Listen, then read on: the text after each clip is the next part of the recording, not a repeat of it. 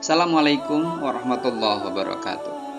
Alhamdulillah, alhamdulillahirabbil alamin, hamdan syakirin, hamdan na'imin, hamdan yuafi ni'amahu yukafi majidah.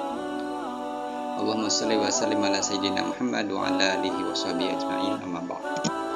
Alhamdulillah, kembali berjumpa dengan Pak Jajang dalam pelajaran pendidikan agama Islam.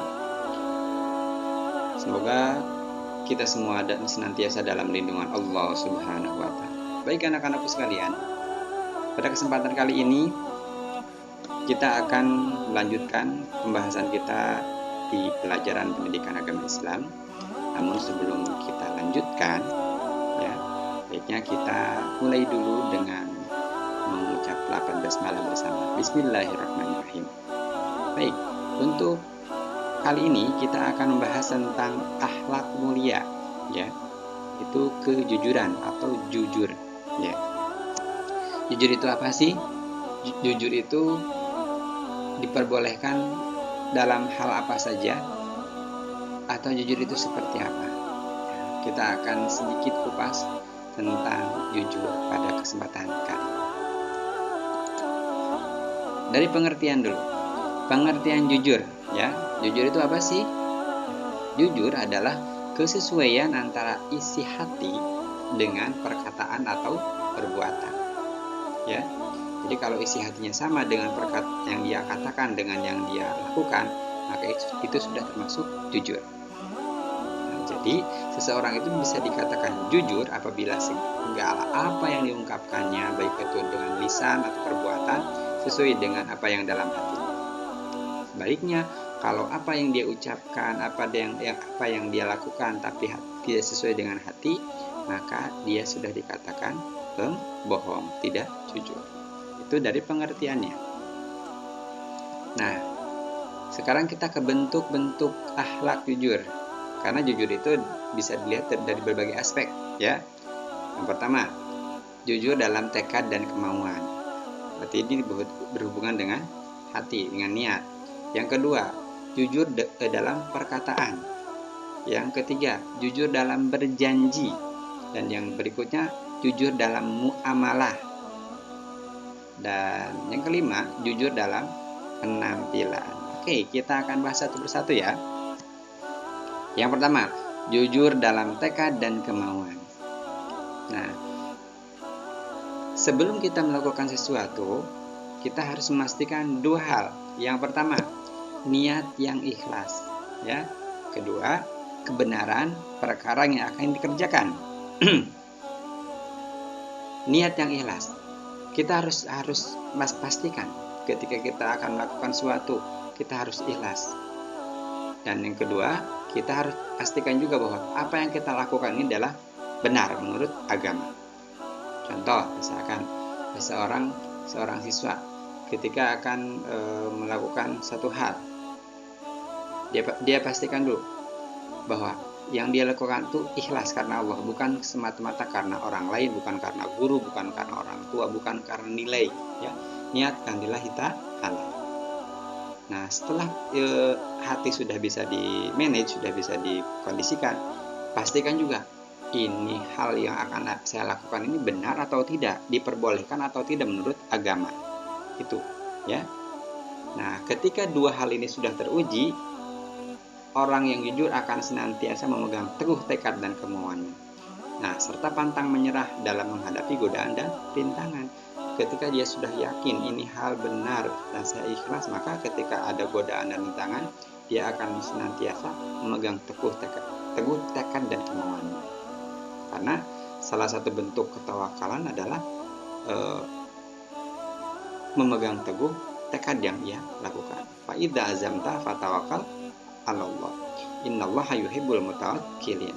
Nah, kemudian apabila kamu telah membulatkan tekad, maka bertakwalah kepada Allah. Sesungguhnya Allah menyukai orang-orang yang bertawakal kepadanya. Nah, jadi ketika kita sudah bertawakal, kita sudah niatkan bahwa ini baik, ini diperbolehkan, saya sudah ikhlas, maka selebihnya Allah yang mempunyai kehendak.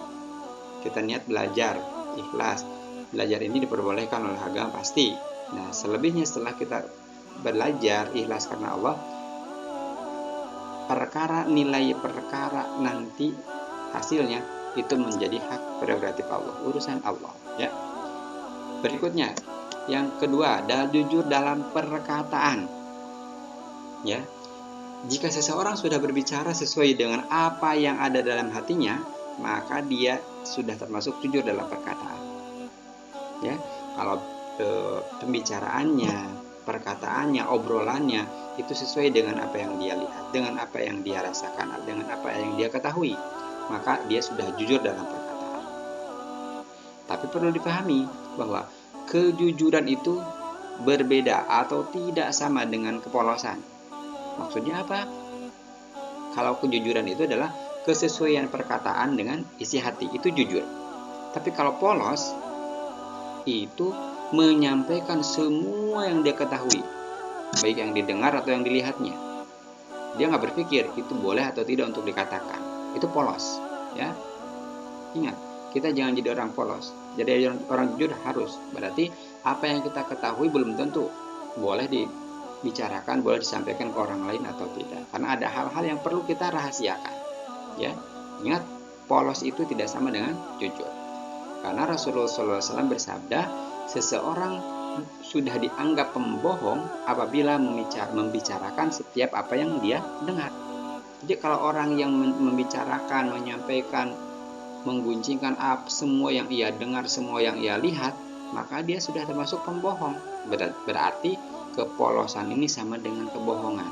Orang yang polos ini sama dengan pembohong. Na'udzubillahi min dzalik. Jangan sekali-kali menjadi orang yang polos. Berikutnya, jujur dalam berjanji. Nah, ini sangat penting juga. Seorang muslim harus menepati janjinya kepada siapapun, baik kepada anak-anak, kepada teman, kepada orang dewasa, orang tua, guru, dan sebagainya. Kenapa? Karena setiap janji akan diminta pertanggungjawaban nanti di sisi Allah Subhanahu wa Ta'ala. Hati-hati, orang yang sering mengingkari janjinya akan kehilangan kepercayaan dari orang lain. Sekali ia berbohong, maka sekali kemudian dia tidak akan dipercaya. Maka semakin sering dia berbohong, maka semakin besar kemungkinan dia tidak akan dipercaya sama orang lain. Ya, kenapa? Karena pernah kita bahas juga sebelumnya bahwa orang yang tidak menepati janji ini adalah digolongkan sebagai orang yang munafik oleh Rasulullah SAW. Kita sudah hafal hadisnya. Bismillahirrahmanirrahim. Ayatul munafiqi thalathun, idza haddatsa kadzaba wa idza wa'ada akhlafa wa idza tumina khana. Nah, Rasulullah SAW bersabda, tanda-tanda orang munafik itu ada 3. 1, apabila berkata ia berbohong. 2, apabila berjanji ia mengingkari. Dan yang ketiga, apabila dipercaya ia berkhianat. Hadis riwayat Bukhari. Nah, jangan sampai kita termasuk salah satu dari 3 tanda munafik ini. Naudzubillah min dzalik. Berikutnya, yang keempat, jujur dalam muamalah. Ya, muamalah itu apa sih, Pak? Muamalah adalah urusan seseorang dengan orang lain. Urusan kerja dengan kalian, itu muamalah. Urusan kalian dengan teman kalian, itu muamalah. Dalam hal apa? Tergantung. Ada urusan ekonomi, perdagangan, urusan kemasyarakatan, urusan pergaulan, dan lain-lain. Itu muamal. Pokoknya urusan antara satu dengan yang lainnya, antara muslim itu adalah muamalah. Nah, penting gak sih kita jujur dalam muamalah? Sangat penting. Kenapa?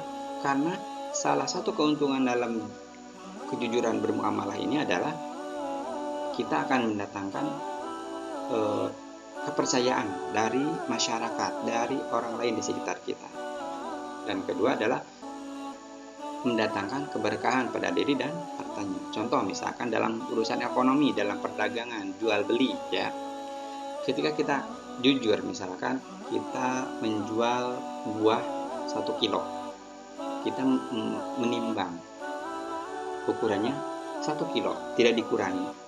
Maka ketika kita sudah jujur, nah, kita akan mendapatkan kepercayaan dari pelanggan, tidak dikurangi timbangannya, dan kita akan mendapat keberkahan dalam diri kita, dan hartanya kita akan tenang, kita akan berkah dalam harta yang kita miliki. Atau misalkan lagi kita pedagang buah, kita menjual buah yang bagus, dari luarnya bagus, di dalamnya pun bagus. Jangan sampai kita memperlihatkan di luar itu bagus, tapi di dalamnya ada barang yang jelek. Nah, itu tidak jujur berarti dalam bermuamalah, dalam berdagang. Banyak contohnya lagi, seorang siswa ketika siswa itu menjalankan tugasnya sebagai pelajar, dia jujur dalam belajar. Dia, apalagi sekarang misalkan kita belajar di rumah, ya, tidak ada interaksi langsung dengan guru, ada tugas dikerjakan dengan baik. Misalkan tugasnya, mohon jangan melihat catatan, kerjakan semampu kalian. Kita jujur dalam melaksanakan hal tersebut, maka guru akan semakin percaya, Allah akan semakin cinta, dan kita akan mendapatkan keberkahan dari ilmu yang kita dapatkan.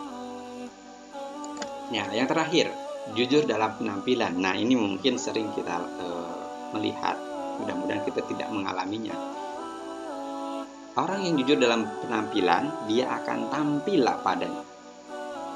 Ya, kenapa tampil padanya? Karena dia tidak keren, tidak gaya dari hasil meminjam orang lain, karena dia tidak akan memaksakan diri supaya dipandang bagus oleh orang lain. Nah, sebaliknya, ketika orang yang tidak jujur dalam penampilan, dia akan mencoba bergaya, tapi dengan hasil meminjam, dengan hasil menggasap, bukan milik dia pakai. Nah, dia akan capek karena dia tidak percaya diri. Nah, seseorang akan lebih bersahaja, dia akan lebih percaya diri jika dia tampil dengan apa yang dia punya. Ya, ingat, jadilah dirimu sendiri, ekspresikan dirimu seperti apa yang kamu mampu.